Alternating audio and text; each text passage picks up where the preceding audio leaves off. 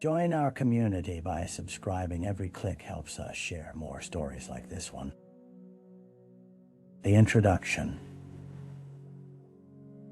On a rainy afternoon in late October, the small town of Cedar Falls lay shrouded in an oppressive gray mist. The streets, usually alive with the sounds of chatter and laughter, were eerily silent, as if the weather itself held its breath in anticipation of what was to come. This was a place steeped in the quiet charms of suburban life, but on this particular day, an unsettling tension hung in the air. It began when a local teenager, 16-year-old Eliza Stewart, was reported missing. Her parents had last seen her the previous evening before she left for what was supposed to be a brief trip to the library. With the autumn leaves swirling like whispers on the pavement, the townspeople began to exchange concerned glances, wondering what had happened to the girl with the infectious laughter and spirit. As the evening wore on, the chirping of crickets was gradually replaced by the distant wail of sirens. Authorities launched an immediate search effort, combing through Cedar Falls' tightly knit neighborhoods, each house standing as a silent witness to the mounting dread. Friends and neighbors joined the search, canvassing wooded trails and back alleys, calling out her name in a faint hope that she might appear among the shadows. Grief-stricken parents held hands tightly, seeking solace in one another as they unfolded a timeline of missed messages and unanswered calls, piecing together the fabric of their daughter's last known moment. There was an underlying tension, the unmistakable fear that in an instant the everyday could turn into something dark and unpredictable. And with every passing hour, the threat of that darkness loomed larger over the town that had always felt so safe. The victim. Eliza Stewart was a seemingly ordinary teenager, bright, earnest, and brimming with dreams. With her chestnut hair and infectious smile, she embodied the spirit of Cedar Falls. She was the type of young woman whose laughter could light up the dimmest room. As a sophomore at Cedar Falls High School, she excelled in her studies and was intent on pursuing a career in environmental science. Friends recognized her as a champion for sustainability, often championing eco-friendly initiatives within the community. In the weeks leading up to her disappearance, Eliza had been especially focused on preparing for the upcoming science fair. Her poster board cluttered with sketches of renewable energy projects. Her passion spilled over into conversations, inspiring classmates and educators alike to reconsider their environmental impact. On the surface, nothing seemed amiss in her life. She was liked, involved in school activities, and trusted by her parents. But beneath that cheerful exterior, shadows flitted by unseen, a complex tapestry of adolescent angst and the silent burdens of youth. Eliza confided in her closest friend, Jenna, about her struggles with anxiety. Late-night text conversations revealed how the pressures of school and social dynamics weighed heavily on her, an unsettling reminder that even seemingly perfect lives were often fraught with hidden fears. As authorities pieced together her last known moments, they discovered that Eliza had received a mysterious message around the time she disappeared. The content of the message remained a tightly held secret, fueling speculation and concern among her family and friends. Cedar Falls, once a fortress of safety, now felt like a labyrinth of uncertainty and dread, casting a long shadow over its beloved daughter. The crime scene. As the sun sank beneath the horizon, desperation hung like fog in the air, thickening the atmosphere as investigators began their work at an abandoned cabin just outside Cedar Falls. Located on the edge of a wooded area frequented by local teenagers, the cabin had become a hotspot for late-night gatherings and whispered secrets. It was here, partly hidden beneath a swirl of fall leaves, that a search dog first alerted authorities to something amiss. When officers arrived, their flashlights carved through the darkness, illuminating the dilapidated structures, peeling paint, and broken windows. An unsettling feeling gripped the air. Excitement mingled with dread, coloring each moment spent searching the grim interior. It was a place where laughter once echoed, now serving as a harrowing backdrop to a growing mystery as the investigators combed through the debris. Inside, an overturned chair lay discarded in a corner, a remnant of a long-abandoned party. Faded graffiti adorned the walls, remnants of carefree youth scattered among neglected remnants of the past. However, what initially appeared to be a space for carefree revelry slowly unfurled a more sinister narrative for the investigation team. Deep in the shadowy recesses of the cabin, officers discovered a few personal belongings that were confirmed to be Eliza's scarf. She often wore draped over the back of a chair and a silver bracelet inscribed with her initial. The discovery sent shockwaves through the small town, turning hope into anguish as officers sifted through the scene for any additional clues. Outside, the air was crisp, and a chilling wind sent leaves spiraling down, as if nature itself mourned the loss of innocence.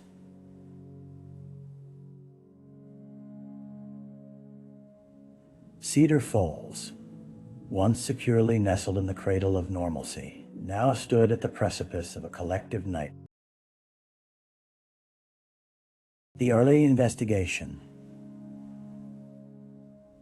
Following the unsettling discovery at the cabin, the Cedar Falls Police Department launched a comprehensive investigation to unravel the mysteries surrounding Eliza's disappearance. Major crimes investigator Detective Mark Thompson, a seasoned officer with decades of experience, was assigned to lead the case. The cases that haunted him most often lay hidden behind the smiles of families, like the Stewart's tragedies that could shatter lives without notice.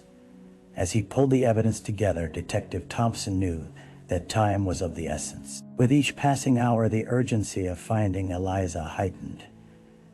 Every lead was scrutinized, and the detective established a team to trace her last movements. Soon, they were sifting through social media accounts, gathering messages and photos, as well as reaching out to anyone who had seen her during the days leading up to her disappearance.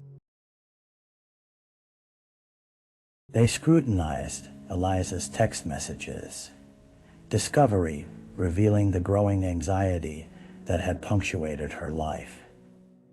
Conversations with Jenna painted a portrait of a vibrant young woman, but also an individual grappling with insecurity. This would ultimately lead investigators to delve deeper into the dynamics of adolescent social circles.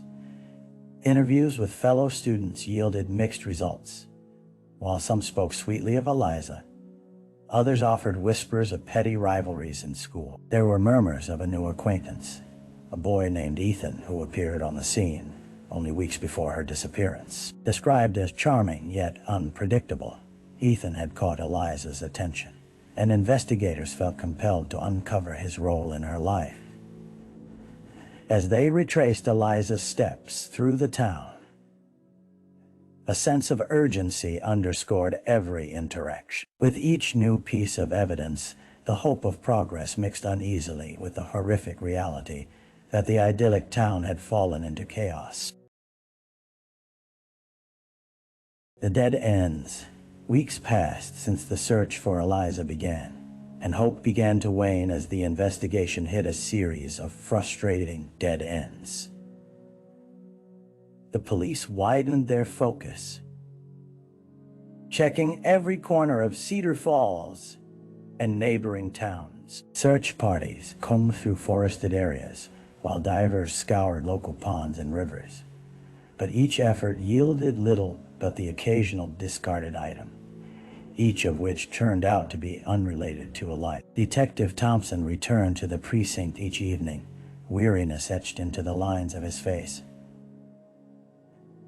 Despite the relentless pursuit of leads, the case became increasingly complex. While Ethan's name re-emerged in various discussions, he had a solid alibi for the evening. Eliza went missing. He was reportedly at home with his family during the hours that mattered most. But the murmurs of his reputation lingered, shifting the tone of the investigation away from concrete evidence into a tangle of uncertainty and speculation. In interviews, friends oscillated between fear and frustration. Jenna, still grappling with the abyss left by her best friend's absence, expressed her anguish to the detective, imploring him to investigate every rumor.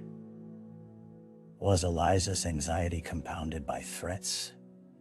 Signs of bullying? Thompson scribbled notes, but as leads turned to whispers, the frustration only deepened. The specter of doubt crept over Cedar Falls like a winter fog.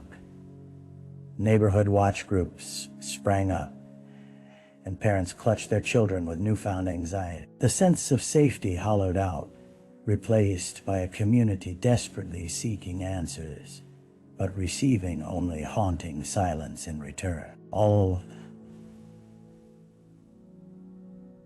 Detective Thompson remained determined, convinced that each voice, no matter how fragmented, might provide a break in the oscillating silence enveloping Eliza's case.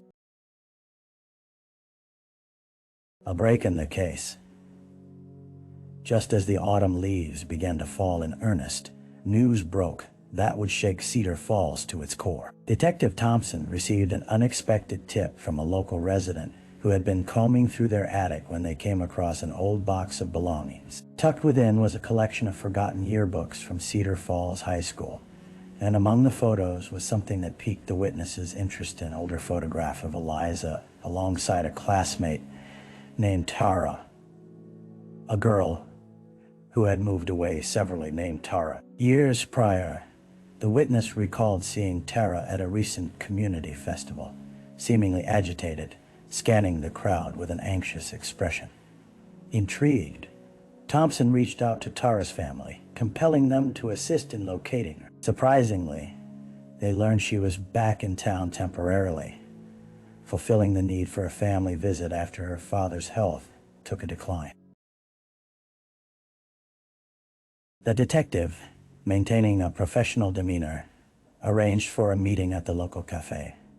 As they spoke, it became clear that the years had left Tara rattled. Conversations flowed as Thompson gently prodded for information about Eliza, hoping to connect the dots in a narrative that had eluded him thus far. It turned out that the two girls had shared a bond, united by their passion for environmental activism. That bond, however, began to fray as Eliza's life became occupied by new friendships. As the conversation unfolded, Tara revealed something unexpected. A recent encounter with a boy who had shown troubling interest in Eliza, the very same Ethan, whose presence had already been felt like a shadow over the investigation. Tara's eyes darkened as she described a confrontation she'd overheard involving Eliza and Ethan at a party, suggesting a rising tension that suggested their relationship was anything but innocent. This unexpected lead injected new energy into the case, as if a flicker of hope illuminated the unnerving darkness that had engulfed Cedar Falls. The suspect, with the revelation about Ethan and his previous altercations with Eliza, Detective Thompson swiftly pivoted the investigation in his direction.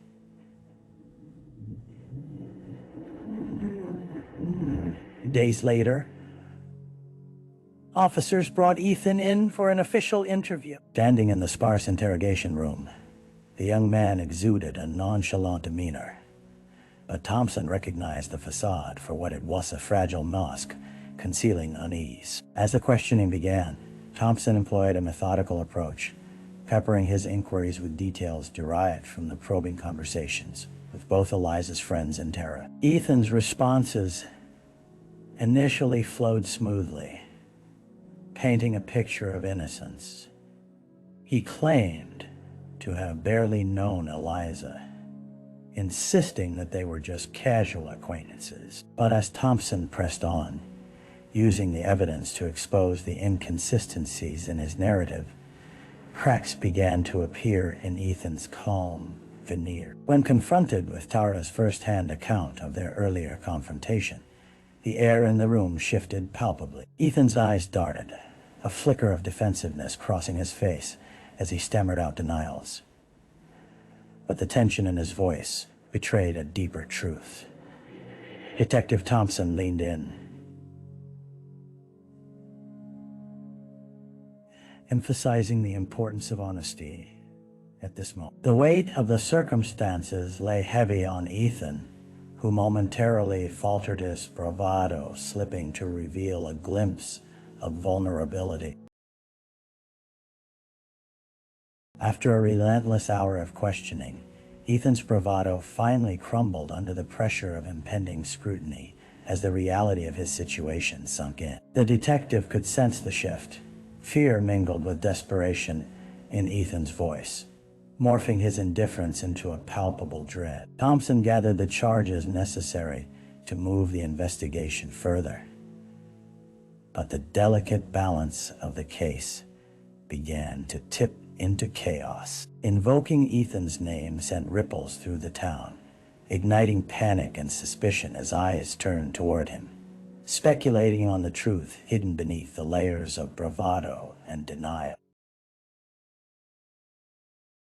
The trial, as winter descended upon Cedar Falls, the courtroom emerged as the new stage for the ongoing turmoil surrounding Eliza Stewart's case. The air was thick with anticipation, the small space brimming with townspeople, all grappling with a mixture of hope and sorrow for the girl who had vanished too soon. Each seat was filled, eyes glued to the front, monitoring every detail as court proceedings commenced. Ethan faced the judge with a composed expression, yet his fingertips gripping the wooden table betrayed him with an almost imperceptible tremor. The prosecution painted a harrowing picture of a troubled young man whose obsession with Eliza turned disastrous, invoking Tara's testimony as a pivotal statement. The courtroom recounted that fateful night, describing a party where whispers of possessiveness, jealousy, and confrontations rumbled just beneath the surface. Thompson took to the stand, his steady demeanor underscoring the hours of painstaking investigation that unveiled the complexities of the case. Each word he spoke deepened the layers of Eliza's story while intertwining with Ethan's actions, portraying how a friendship spiraled into something dark and unforeseen. As the evidence was laid bare, the tension within the courtroom mounted, the gravity of loss reverberating in the hushed gasps and muffled sobs that punctuated the room. Defense attorneys' counterclaims aimed to unravel the prosecution's narrative, suggesting that it was a case of an overzealous investigation leading to scapegoating. They attempted to dismantle the testimonies piece by piece, introducing doubts that echoed among the jurors. In those moments, everyone in the room felt the weight of uncertainty. Could they convict on whispers and circumstantial evidence alone? As days turned to weeks, the trial unfolded methodically, revealing the depths of pain, anxiety, and loss encapsulated within Cedar Falls. Each testimony bridged a divide, illustrating not only the complexities of youth, but also the darker impulses that lie beneath. The town held its collective breath, awaiting the verdict and end that would either restore a semblance of peace or plunge them deeper into the abyss. The aftermath. The gavel echoed through the courtroom, its finality reverberating deep into the hearts of everyone present. The verdict was delivered. Guilty. A hush fell over the crowd, a mixture of relief and anxiety threading through the air as Ethan was led away, his fate now sealed. Cedar Falls, however, did not feel the weight of justice as one might expect. Instead, a haunting stillness settled over the town.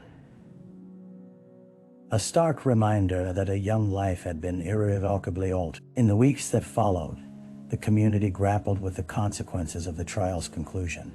Eliza's family channeled their grief into action, initiating a foundation in her name aimed at helping at-risk youth. They immersed themselves in advocacy work, speaking to students about the signs of emotional distress and the importance of communication within friendships. While an insatiable void lingered in their lives, they sought solace in nurturing awareness to prevent tragedies from befalling other families.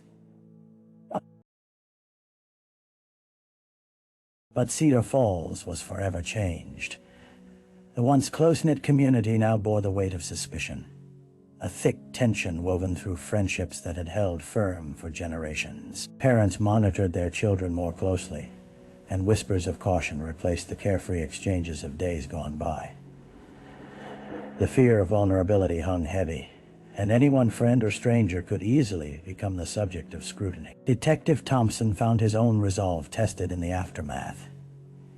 He had entered the case with a steadfast determination to seek truth and justice, but he too felt the unsettling echoes of lost innocence. Coping with the aftermath became a personal journey. Sleepless nights replayed the details of Eliza's case, pushing him to question every choice he made along the way. He could not shake the feeling that beauty and brutality